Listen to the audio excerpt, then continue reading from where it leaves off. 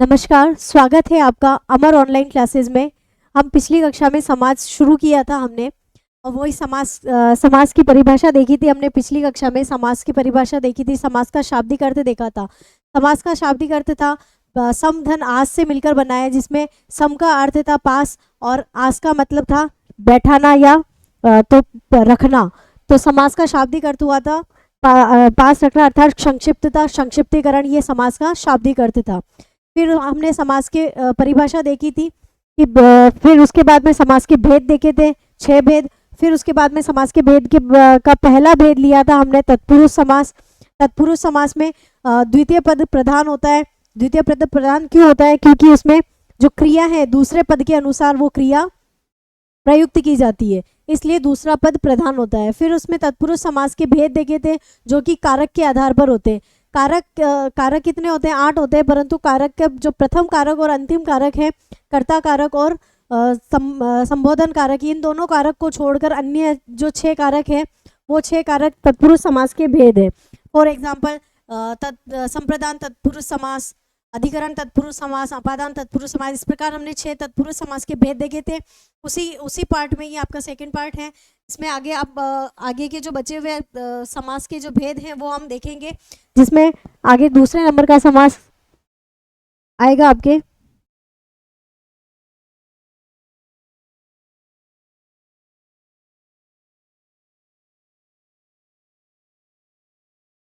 कर्मधारय समास। कौन सा समास है?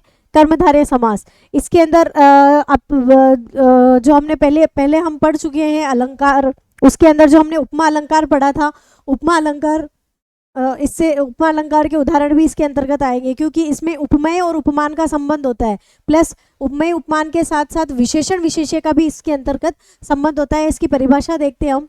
इस समास के पहले अथवा दूसरे पद में विशेषण विशेष्य अथवा उपमान उपमेय का संबंध होता है। उपमान और उपमेय हमने देखा था पहले। उपमेय कौन होता है? जिसकी तुलना की जाए, जिसकी तुलना की जाए वो होता है उपमेय। और उपमान होता है जिससे तुलना की जाए।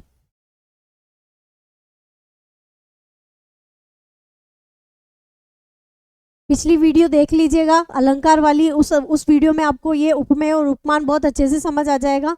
तो वो इन दोनों का संबंध होगा और इन दोनों का संबंध होगा। इसी आधार पर ये जो कर्मधारय समास है, इसको कितने 2 भागों में बांटा गया है। ठीक है, इसके 2 पार्ट हैं।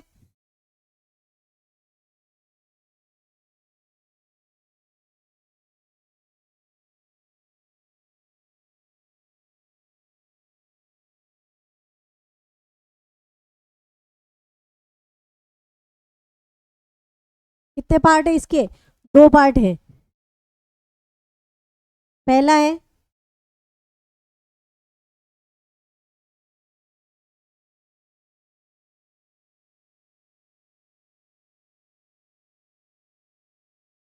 उपमानवाचक कर्मधारय समास,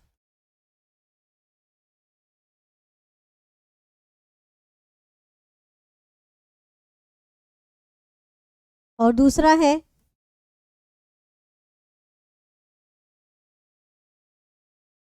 विशेषणवाचक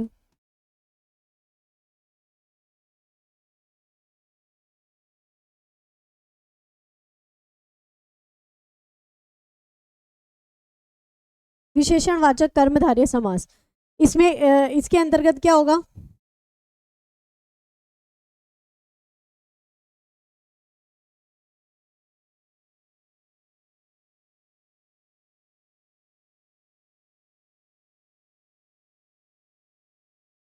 उपमेय उपमान का संबंध।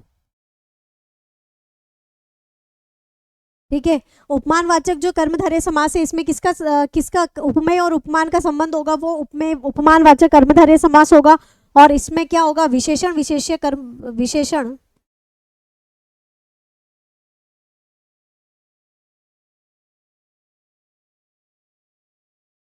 विशेष्य का संबंध।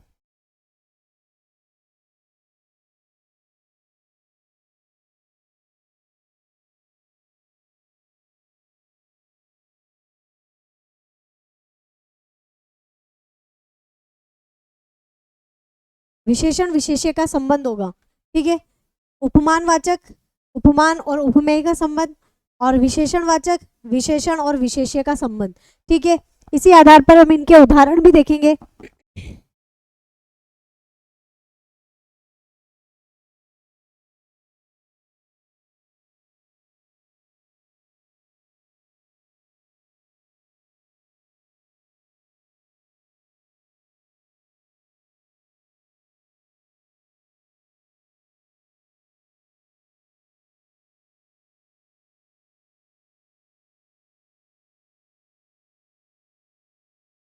उपमानवाचक कर्मधारय समास, ठीक है।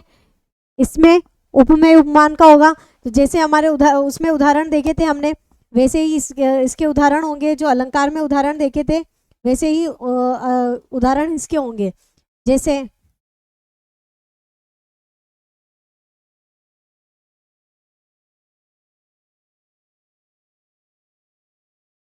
मृगनयनी, ठीक है।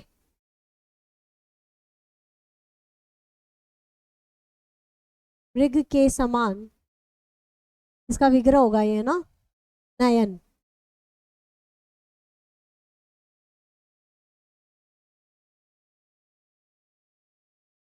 मृग के समान नयन,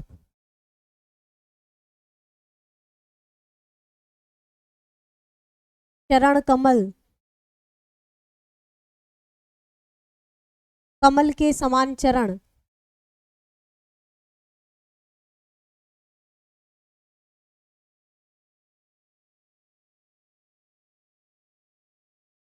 ठीक है।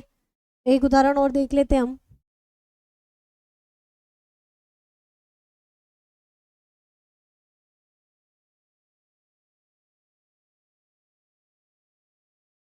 चंद्रमुख,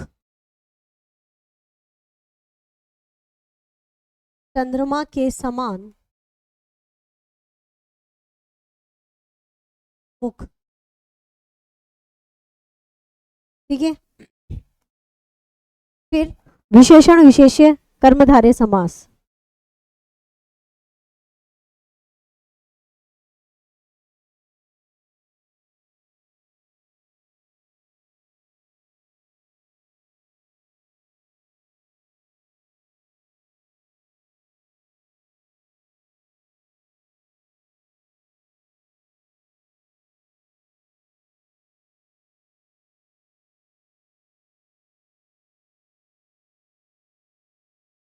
जैसे इसके उदाहरण हम विशेष इसमें विशेषण और विशेष्य क्या होगा, इसमें विशेषण और विशेष्य संबंध होगा, ठीक है ना। इसके उदाहरण देखेंगे हम।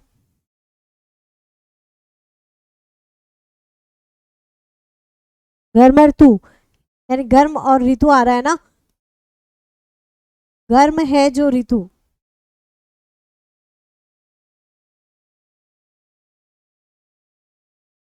ठीक है। ऐसे विशेषता बता रहे हैं ना, गर्म है जो ऋतु, और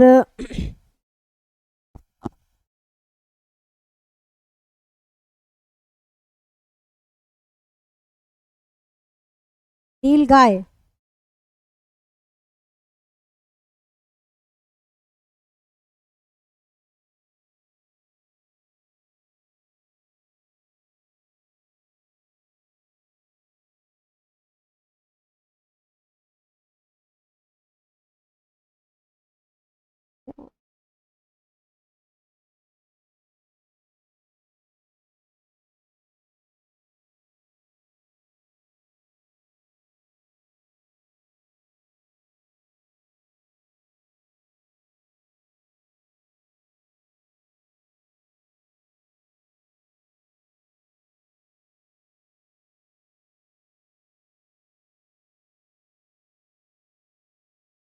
नील गाय, नीली है जो गाय, ये आपका हुआ कर्मधारय समास, ठीक है। एक बार वापस देख लेते हैं कर्मधारय समास को।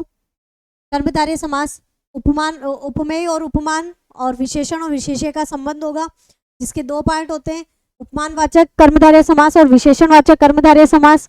उपमानवाचक कर्मधारय समास में उपमेय उपमान का संबंध होता है, और विशेषणवाचक कर्मधारय समास में विशेषण और विशेष्य का संबंध होगा। उपमानवाचक कर्मधारय समास के अंतर्गत उदाहरण देखे थे हमने, मृग नयनी, मृग के समान नयन, चरण कमल। मृग नयनी में वैसे स्त्री विशेष, अगर इसको स्त्री विशेष के आधार पर लिया जाए तो इसमें बहुव्रीहि समास भी होगा, है ना।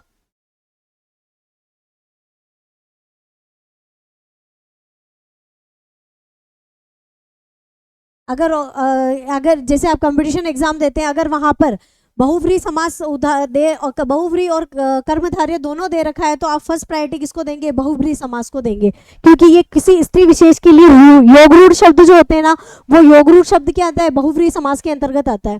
तो मृग नयनी जो है ये योगरूढ़ होता है स्त्री विशेष के लिए। तो अगर मृग नयनी आ जाए और उसमें समास पूछा जाए कि कौन सा समास है, अगर ऑप्शन में कर्मधारय भी है और बहुव्रीहि भी है तो उसमें फर्स्ट प्रायोरिटी बहुव्रीहि को दी जाएगी, क्योंकि ये स्त्री विशेष के लिए क्या होता है? योगरूढ़ होता है।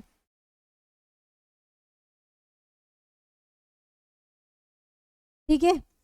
चरण कमल, कमल के समान चरण और चंद्रमुख, चंद्रमा के समान मुख। फिर है विशेषण विशेष्य। ठीक है, विशेषण विशेष्य में कर्मधारय समास है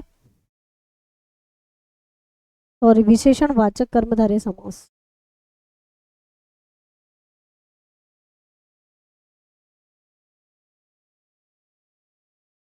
विशेषणवाचक कर्मधारय समास, तो इसमें हमने देखा था गर्म ऋतु, गर्म धन ऋतु से मिलकर बना है गर्म ऋतु, है ना।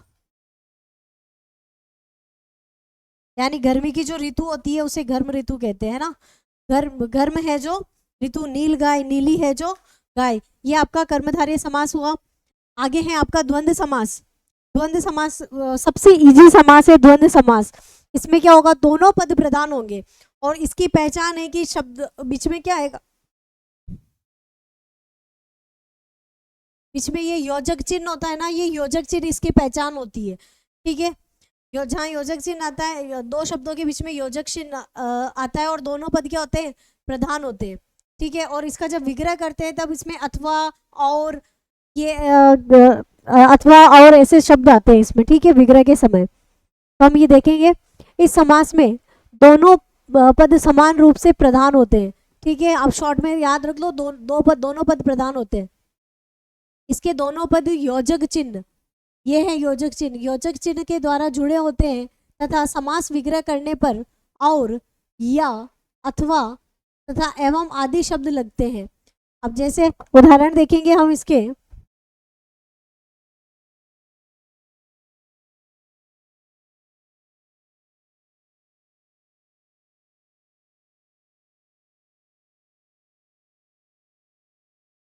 माता पिता। ठीक है, आ रहा ना, ये योजक चिन्ह आ रहा बीच में, तो इसका विग्रह क्या होगा? माता और,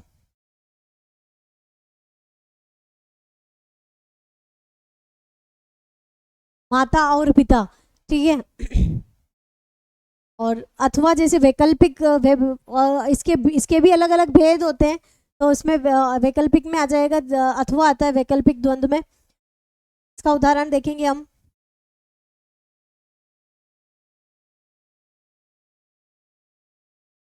सर्दी गर्मी, दोनों में से वैकल्प करना है, सर्दी अथवा गर्मी।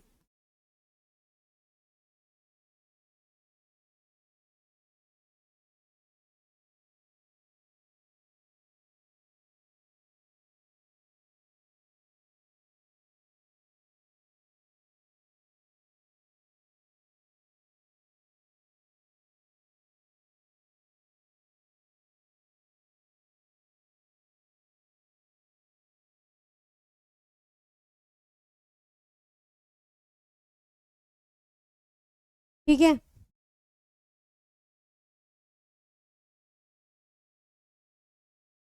कपड़े लत्ते का विग्रह होगा कपड़े लत्ते आदि।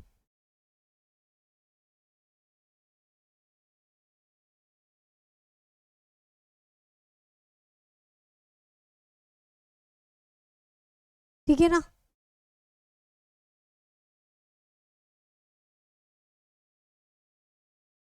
ठीक है, ये आपके द्वंद्व समास हो गया। ऐसे ही और भी उदाहरण देख सकते हो आप, राम सीता,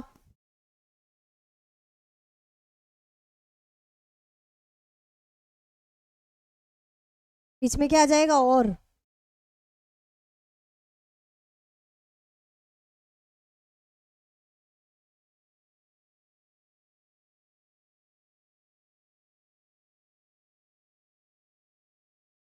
ठीक है, ये आपका हो गया द्वंद्व समास। नेक्स्ट हम देखते हैं द्विगु समास। द्विगु समास में क्या होता है? द्विगु का शाब्दिक अर्थ क्या होता है? द्विगु का शाब्दिक अर्थ होता है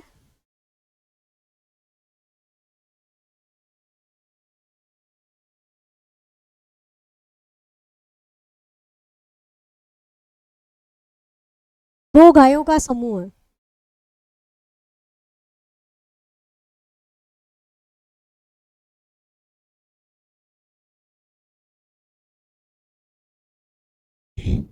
द्विगु का शाब्दिक अर्थ क्या हो रहा है? दो गायों का समूह है।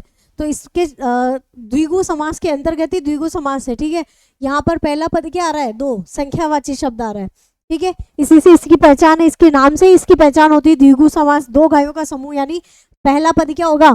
संख्यावाची होगा।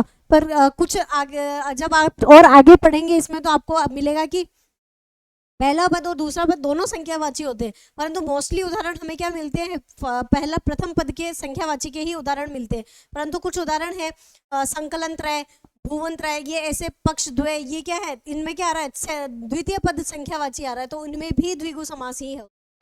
तो प्रथम पद और द्वितीय पद दोनों संख्यावाची हो सकते हैं। ठीक है ना? ठीक है, ये देखो, इस समास का पहला पद संख्यावाचक अर्थात गणना बोधक होता है। कुल मिला के इसमें समूह का बोध कराया जाता है। किसका बोध कराया जाएगा? समूह का बोध कराया जाएगा, संख्याओं का समूह होगा, है ना, होता है। तथा दूसरा पद प्रधान होता है क्योंकि इसमें बहुधा यह जाना जाता है कि इतनी वस्तुओं का समूह है। इसका बोध हो रहा है, समूह का बोध हो रहा है। अभी बताया ही था मैंने, जैसे आप इसके उदाहरण देखेंगे, अभी एक दो उदाहरण मैंने बोले भी थे।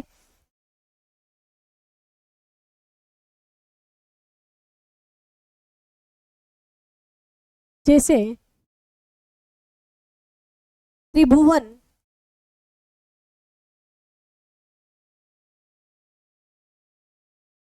त्रि यानी तीन, तीन भुवनों का समूह।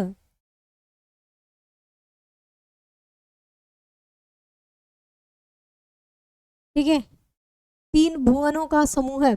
और कुछ उदाहरण ऐसे भी आएंगे जिसमें संख्यावाची होते हुए भी वो कहाँ जाएंगे? बहुव्रीहि में जाएंगे। क्यों? क्योंकि वो योग रूढ़ हो जाते हैं। जैसे त्रिनेत्र,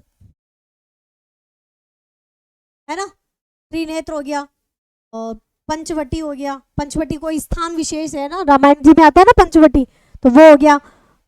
पंजाब कोई राज्य विशेष का नाम है पंजाब, पांच अब यानी नदियों का समूह है, उसे पंजाब कहते हैं। पंजाब में पांच नदियां हैं, इसीलिए उसका नाम पंजाब पड़ा है। और इसके अंदर बहुव्रीहि समास होता है। ऐसे संख्यावाची शब्द होते हुए भी क्या होगा? वो योग रूढ़ होने के कारण कहाँ चले जाएंगे? बहुव्रीहि समास में। ठीक है, वो एक प्रकार से अगर बहुव्रीहि समास ऑप्शन में नहीं दिया हुआ हो, कंपटीशन एग्जाम देते हैं जब, अगर बहुव्रीहि समास नहीं दिया गया हो और संख्यावाची हो, तो आप उसको किस में रखेंगे? द्विगु समास में। अगर वो वहां पर द्विगु समास के साथ साथ बहुव्रीहि भी आ रहा है और उसका योग रूढ़ हो रहा है, किसी के लिए योग रूढ़ शब्द हैं, जैसे देवी देवता का हो गया, कोई स्थान विशेष का नाम हो गया, तो वो योग रूढ़ हो जाते हैं। लंबोदर बोलते हैं हमें कहा कौन याद आता है? गणेश जी याद आते हैं। त्रिनेत्र बोलते ही हमें शिव जी याद आते हैं। नीलकंठ बोलते भी शिव जी याद आते हैं। श्री ईश बोलते ही हमें कौन याद आता है? विष्णु याद आते हैं। तो इस प्रकार से जो नाम योग रूढ़ है ना, इनको योग रूढ़ कहते हैं, जिनके लिए पर्टिकुलर उन्हीं के लिए वो नाम लेते हैं, बस उन्हीं को जाना जाता है। तो वो किस में चले जाते हैं? बहुव्रीहि में। वो संख्यावाची होते हुए भी किस में जाएंगे? बहुव्रीहि समास में जाएंगे। ठीक है, आगे त्रिभुवन में देखते हैं, आगे और देखते हैं हम। शताब्दी,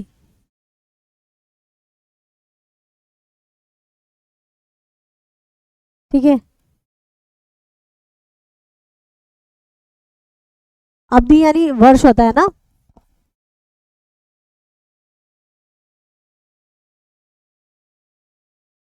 शताब्दी हो गया, जोड़ा हो गया। जोड़ा, अब ये इसमें आप बोलोगे कि इसमें तो कोई संख्यावाची नहीं आ रहा है, परंतु जोड़ा बोलते हैं हम, तो जोड़ा तो क्या होता है? दो संख्याओं का समूह होता है ना। समूह का तो बोध करवा रहा है ना, तो समूह का बोध करा रहा है, इसलिए इसमें भी कौन सा समास होगा?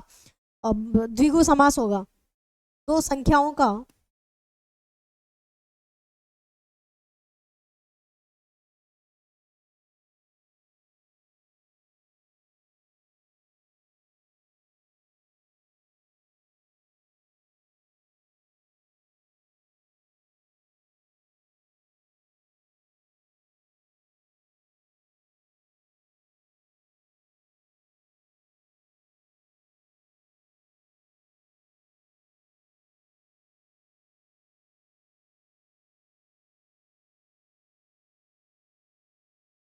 दो संख्याओं का समूह है, जोड़ा हो गया।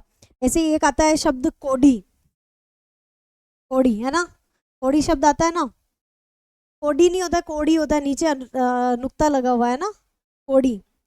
तो इसमें क्या होगा, 20 संख्याओं, कोडी का मतलब क्या होता है, 20, 20 संख्याओं का समूह है।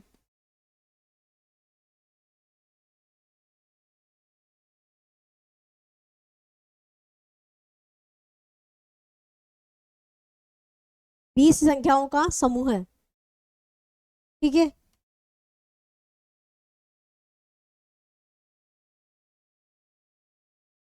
ये हो गया आपका द्विगु समास, ठीक है। आगे चलते हैं हम, अव्ययी भाव समास। इसमें पहला पद प्रधान होगा, प्लस इसमें पहला पद अव्ययी होगा, ठीक है।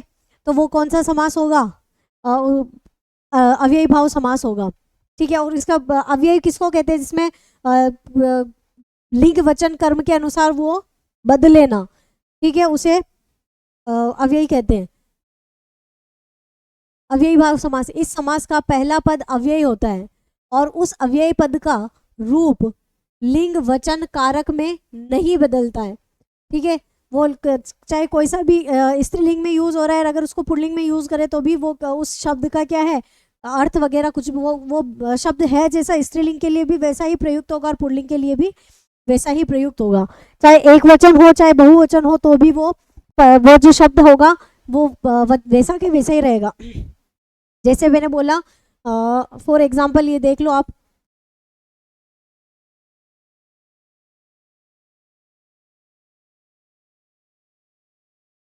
प्रतिदिन सीता विद्यालय जाती हैं, ठीक है। ऐसे लिख लो इसको, सीता प्रतिदिन विद्यालय जाती है।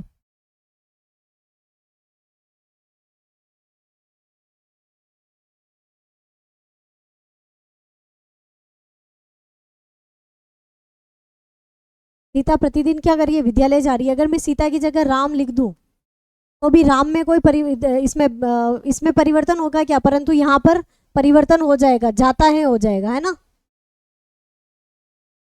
एक बार हम इसको विद्यालय को हटा देते हैं।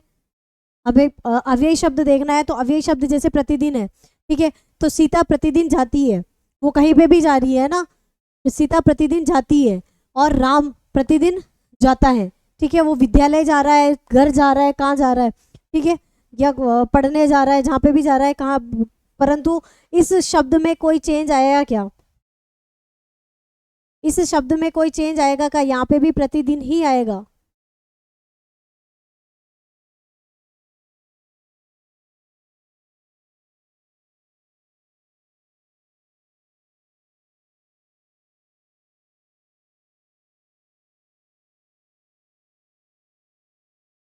यहाँ पे कोई प्रतिदिन ही आया है क्या, नहीं आया ना, प्रतिदिन ही आएगा। राम है तो राम के लिए भी प्रतिदिन ही आया, ठीक है। इस प्रकार से ये अव्ययी शब्द होते हैं।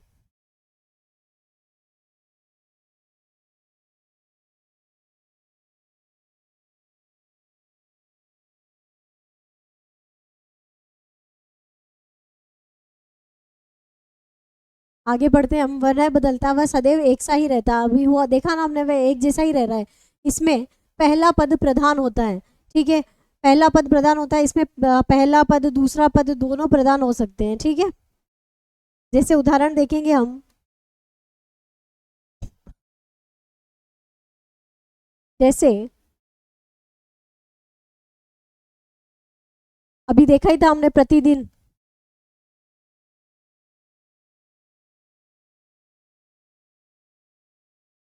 हर दिन,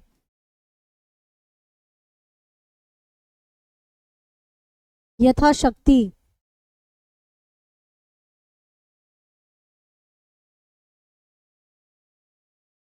शक्ति के अनुसार,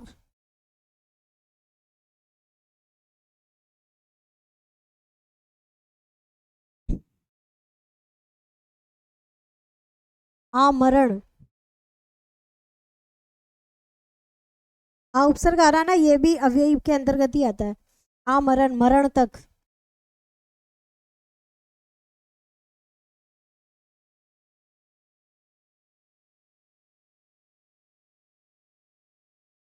हर क्षण, ऐसे और ले लेंगे, हर पल, हर पल, हर क्षण, यथानुसार,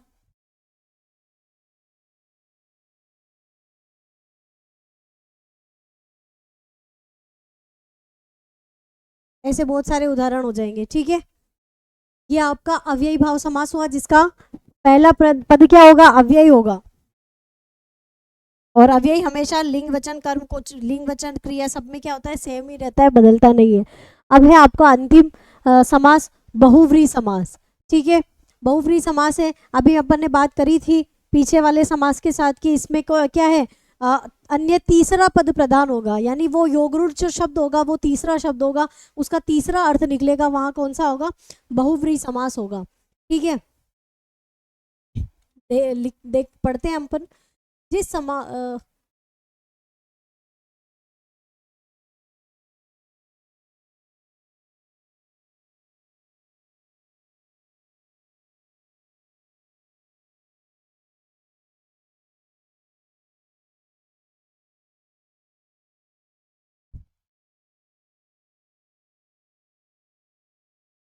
जिस समास में पूर्व पद और उत्तर पद दोनों ही गौण हो, ठीक है ना, दोनों पद क्या हो रहे हैं, पूर्व पद और उत्तर पद दोनों गौण हो रहे हैं, और अन्य पद प्रधान हो। कौन सा पद प्रधान हो रहा है, अन्य, जो तीसरा पद आएगा वो प्रधान होगा, और उनके शाब्दिक अर्थ को छोड़कर एक नया अर्थ निकल जाता है, वह बहुव्रीहि समास कहलाता है। तीसरा अर्थ निकल रहा है, जैसे अपन ने देखा था उसमें त्रिनेत्र है ना, जिसमें क्या आ रहा था, त्रिनेत्र का तीसरा अर्थ क्या निकल रहा था, शिव। ठीक है, जैसे लंबोदर आई गया, लंबोदर अर्थात लंबा है उदर। एक उदाहरण तो यही हो गया, लंबोदर, लंबा है उदर जिसका, वह कौन है। दोनों पदों का अर्थ प्रदान न होकर अन्यर्थ अर्थ आ रहा है गणेश। ठीक है, तीसरा अर्थ आ रहा है ना गणेश, तो इसके और उदाहरण देखेंगे हम।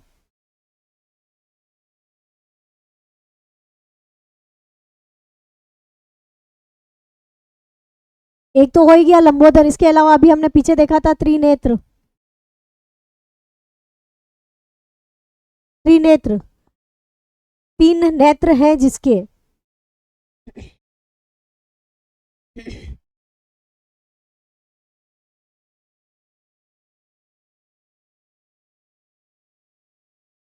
तीन नेत्र हैं जिसके, अर्थात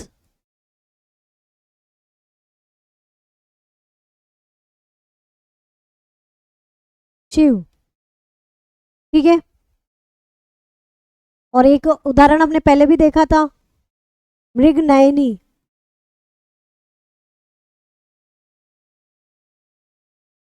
मृग के समान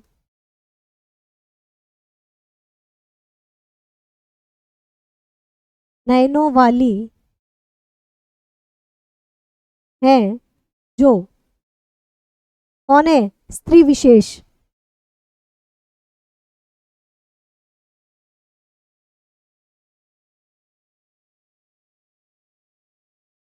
नीलकंठ, श्री श्री ईश लिख देते हैं अपन, श्रीश, श्री के ईश है जो, ईश या पति है ना।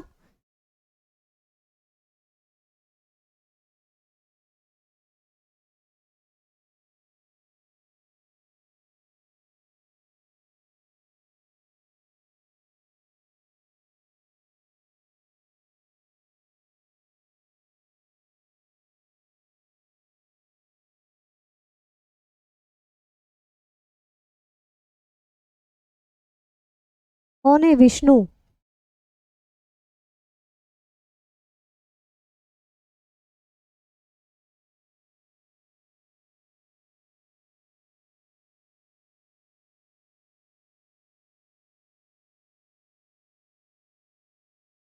ठीक है, ये आपके हुआ बहुव्रीहि समास, जिसमें कौन सा तीसरा पद प्रदान हो रहा था, जैसे वो पद बोलते हैं वो योगरूढ़ शब्द हमारे सामने आ जाता है, तो वहां कौन सा समास होगा, बहुव्रीहि समास। इस प्रकार से आपके ये समास का अध्याय यहीं पे समाप्त होता है।